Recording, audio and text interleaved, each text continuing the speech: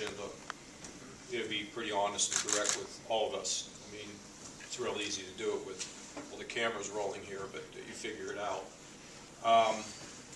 We need to make sure that when we come out of this, as best we can, because I think you hit on it, that we've been able to talk to community leaders, and we need to have you who represent the community being able to get out there and explain to our community leaders how this process worked, what the recommendations mean, because what we don't want to do is just kind of spring stuff on people, to be my judgment. Do you agree with that, Ms. Bell? I mean, I think we want to kind of prepare the ground and to say, here's what we've done, here's why we've done it, this is why we think it is important. At the same time, law enforcement's got a lot on their back too, because there's going to be, I would think, immediate, like, what did they do there? Did they take us into account?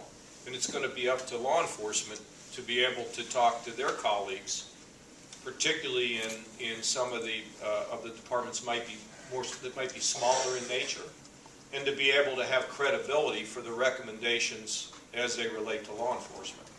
And I think just to kind of throw this thing out there and then hope it all work is not the way to get this done, to me.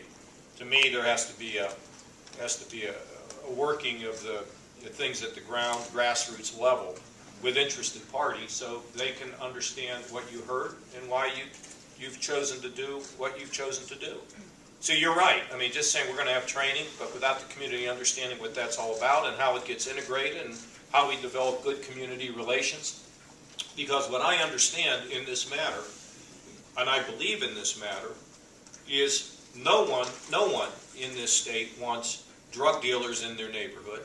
No one in this state wants their children to be subject to gunshots on their way to school. Nobody wants that.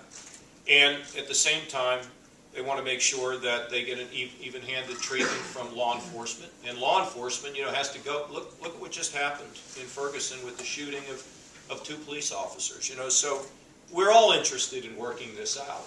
But in order to work it out, we're all going to have to, I said in the inaugural, we have to put ourselves in their shoes to see how they feel. And if we do that effectively, we'll figure it out.